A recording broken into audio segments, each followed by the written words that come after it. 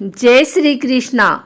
आइए सुनते हैं आज पूर्णिमा पर गजेंद्र मोक्ष की यह कहानी।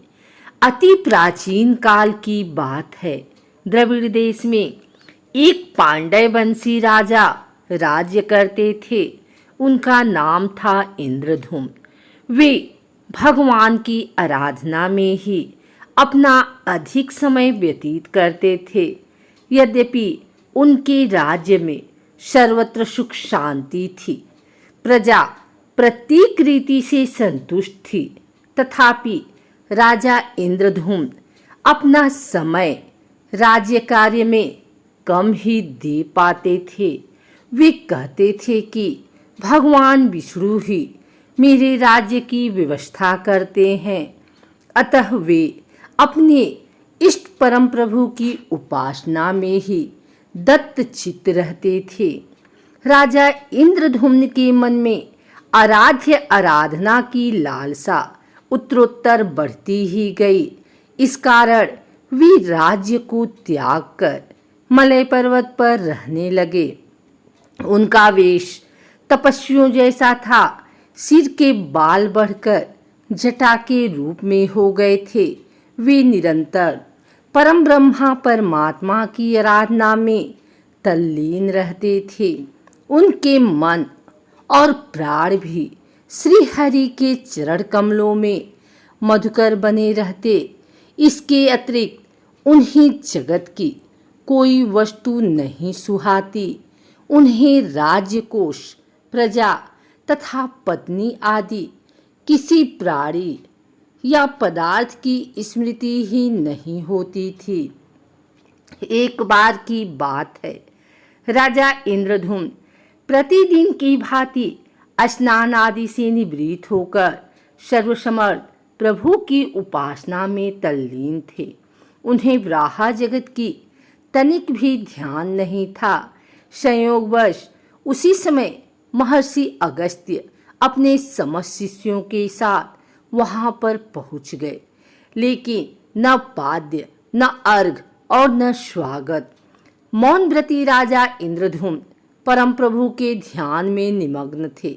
इससे महर्षि अगस्त्य कुपित हो गए। उन्होंने इंद्रधुम्न को श्राप दे दिया। इस राजा ने गुरुजनों से शिक्षा नहीं ग्रहण की है और अभिमानवश परोपकार से निवृत्त होकर मनमानी कर रहा है। ऋषियों का अपमान करने वाला यह राजा हाथी के समान जड़ बुद्धि है। इसलिए इसे घोर अज्ञानमयी हाथी की योनि प्राप्त हो। महर्षि अगस्त्य भगवत भक्त इंद्रधुम्न को यह श्राप देकर चले गए। राजा इंद्रधुम्न ने इसे श्री भगवान का मंगलमय विधान समझकर प्रभु के चरणों में सिर रख दिया। क्षीरब्द में 10 सहस्त्र योजन लंबा चौड़ा और ऊंचा त्रिकुट नामक पर्वत था। वह पर्वत अत्यंत सुंदर एवं श्रेष्ठ था। उस पर्वतराज त्रिकुट की तराई में ऋतुमान नामक भगवान वरुण का क्रीड़ा कानन था। उसके चारों ओर दिव्य वृक्ष सुशोभित थे। वे वृक्ष सदा पुष्पों और फूलों से लदे रहते थे। उसी क्रीड़ा कानन ऋतुमान के समीप पर्वत श्रेष्ठ त्रिकुट के गहन वन में हथनियों के साथ अत्यंत शक्तिशाली और अमित पराक्रमी गजेंद्र रहता था। एक बार की बात है, गजेंद्र अपने साथियों सहित त्रिसाधिक्य प्यास की तीव्रता से व्याकुल हो गया। वह कमल की गंध से सुगंधित वायु को सूंघकर एक चिंताकर्षक विशाल सरोवर के तट पर जा पहुंचा। गजेंद्र ने उस सरोवर के निर्मल, शीतल और मीठे जल में प्रवेश किया। पहले तो उसने जल पीकर अपनी तृषा बुझाई, फिर जल में स्नान कर अपना श्रम दूर किया। तत्पश्चात उसने जल क्रीड़ा आरंभ कर दी। वह अपनी सूंड से जल भरकर उस की फुहारों से हथनियों को स्नान कराने लगा। तभी अचानक गजेंद्र ने सूर उठाकर चित्कार की। पता नहीं किधर से एक मगर ने आकर उसका पैर पकड़ लिया था। गजेंद्र ने अपना पैर छुड़ाने के लिए पूरी शक्ति लगाई, परंतु उसका वश नहीं चला। पैर नहीं छूटा। अपने स्वामी गजेंद्र को ग्राहग्रस्त देखकर हथिनियां, कलभ और अन्य गज अत्यंत व्याकुल हो गए। वे सूर उठाकर चिघाड़ने और गजेंद्र को बचाने के लिए सरोवर के भीतर बाहर दौड़ने लगे। उन्होंने पूरी चेष्टा की, लेकिन सफल नहीं हुए। वस्तुतः महर्षि अगस्त्य के श्राप से राजा इंद्रधुम्न ही गजेंद्र हो गए थे और गंधर्व श्रेष्ठ हूँ महर्षि देवल के श्राप से ग्राह हो गए थे। वे भी अत्यंत पराक्रमी थे। संघर्ष चलता रहा। गजेंद्र स्वयं को बाहर खींचता और ग्राह गजेंद्र को भीतर खींचता। सरोवर का निर्मल जल गंदा हो गया। कमलदल छत बिछत हो गए। जल जंतु व्याकुल हो उठे। गजेंद्र और ग्राह का संघर्ष 1 सहस्त्र वर्ष चलता रहा। दोनों जीवित रहे। यह दृश्य देखकर देवगण चकित हो गए। अंततः गजेंद्र का शरीर शिथिल हो गया।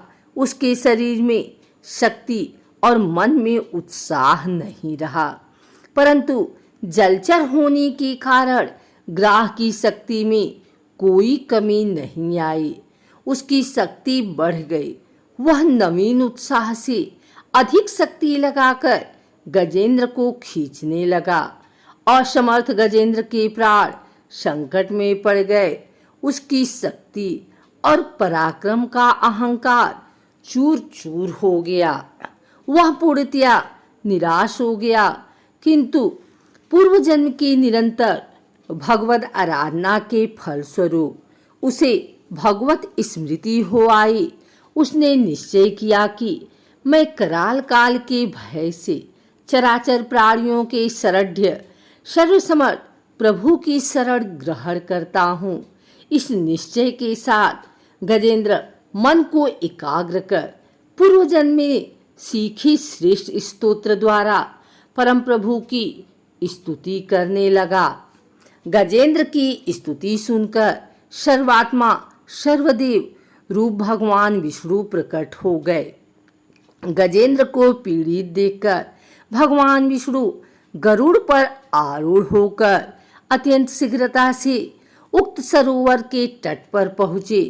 जब जीवन से निराश तथा पीड़ा से छटपटाते गजेंद्र ने हाथ में चक्र लिए गरुड़ारूढ़ भगवान विष्णु को तीव्रता से अपनी ओर आते देखा, तो उसने कमल का एक सुंदर पुष्प अपनी सूंड में लेकर ऊपर उठाया और बड़े कष्ट से कहा, नारायण जगतगुरु भगवान, आपको नमस्कार है।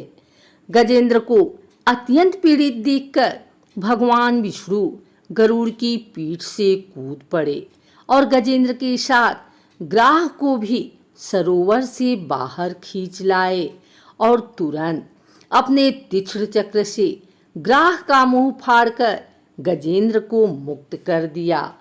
ब्रह्मादि देवगण श्री हरि की प्रशंसा करते हुए उनके ऊपर स्वर्गिक सुमनों की वृष्टि करने लगे। सिद्ध और ऋषि महर्षि परम ब्रह्मा भगवान विष्णु का गुणगान करने लगे। ग्राह दिव्य शरीर धारी हो गया। उसने विष्णु के चरणों में सिर रखकर प्रणाम किया और भगवान विष्णु के गुणों की प्रशंसा करने लगा।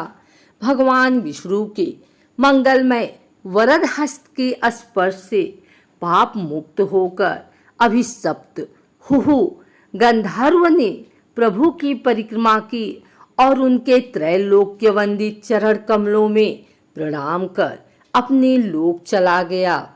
भगवान विष्णु ने गजेंद्र का उद्धार कर उसे अपना पार्षद बना लिया। गंधर्व, सिद्ध और देवगण उनकी लीला का गान करने लगे। गजेंद्र की स्तुति से प्रसन्न होकर भगवान विष्णु ने सबके समक्ष कहा, प्यारे गजेंद्र, जो लोग ब्रह्म मुहूर्त में उठकर तुम्हारी की हुई स्तुति से मेरा स्तवन करेंगे, उन्हें मैं मृत्यु के समय निर्मल बुद्धि का दान करूंगा। यह कहकर भगवान विष्णु ने पार्षद रूप में गजेंद्र को साथ लिया और गरुड़ारूढ़ होकर अपने दिव्य धाम को चले गए।